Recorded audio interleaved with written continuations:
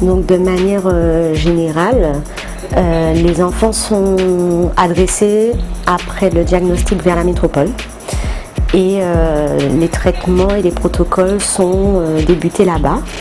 Et une fois que, je dirais, la prise en charge globale et la phase aiguë de la maladie est traitée sur la métropole, ils nous les réadressent après pour ce qu'on appelle en général le protocole d'entretien.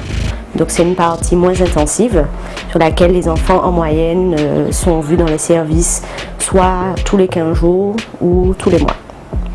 Et il y a une autre partie que l'on fait également, c'est la prise en charge de certains patients anglophones. Et autant que possible, surtout pour des raisons sociales, on le fait pratiquement intégralement sur le territoire martiniquais.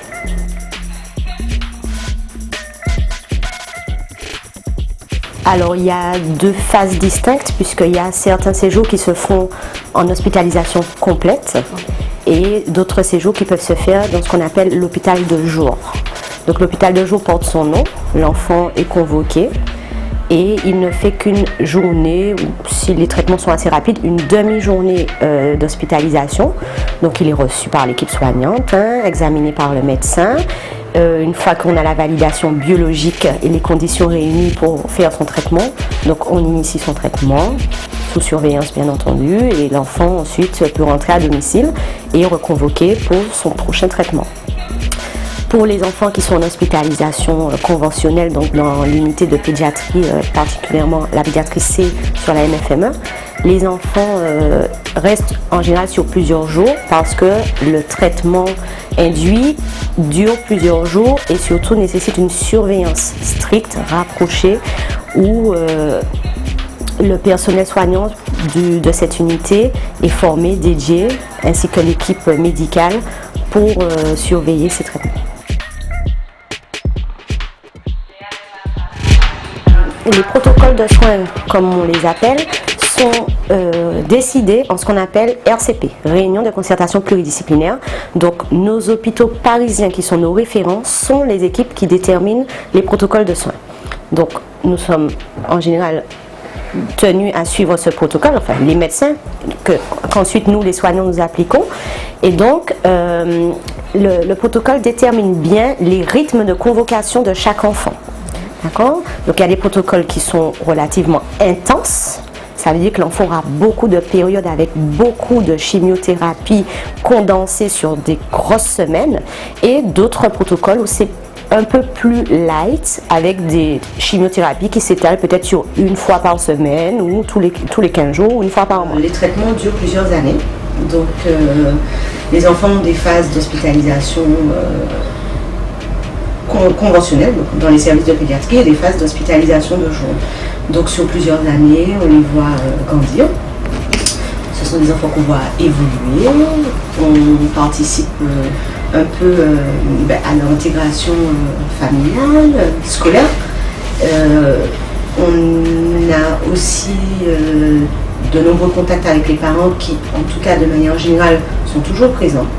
Dans le cadre en tout cas de cette maladie, les parents sont très présents et l'ensemble des équipes soignantes tâchons de faire vivre ce séjour, qu'il soit d'une journée ou sur plusieurs jours, de la meilleure manière qu'il soit, en proposant des activités ludiques. Quand il est possible que les parents se rencontrent, on essaye aussi de faire les parents échanger sur leur vécu.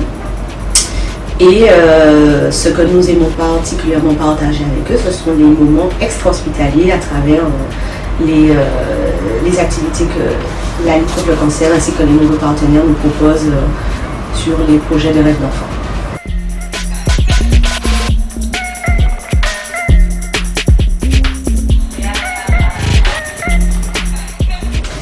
La relation enfant-soignant, très importante. On soigne des enfants et on soigne des enfants qui ont des cancers. Le cancer est très souvent vu comme une maladie grave, elle l'est, mais aujourd'hui elle est très bien soignée, l'espérance de vie des enfants est vraiment améliorée.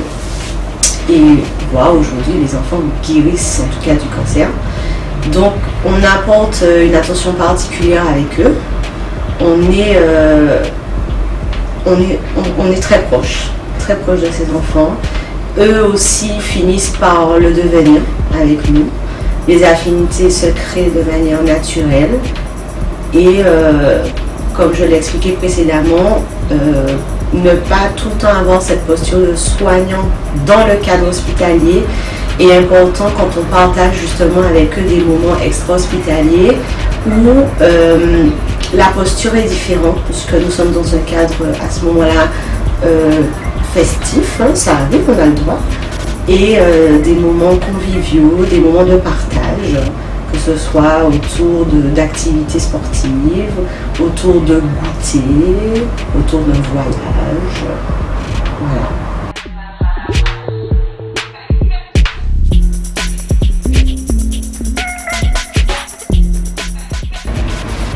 La caravane de Noël.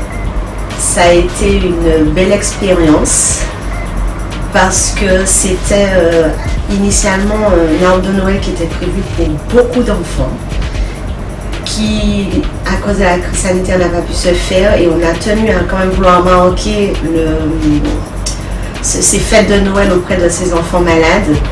Nous avons sillonné la Martinique et les enfants et les parents étaient émerveillés et agréablement surpris de l'intérêt qu'on leur apportait de venir à eux, leur apporter des cadeaux, des friandises, des petits présents et vraiment de manière unanime, les soignants, les parents, les enfants et je me permets de dire la Ligue contre le cancer, tout le monde était satisfait. Tout le monde. Merci.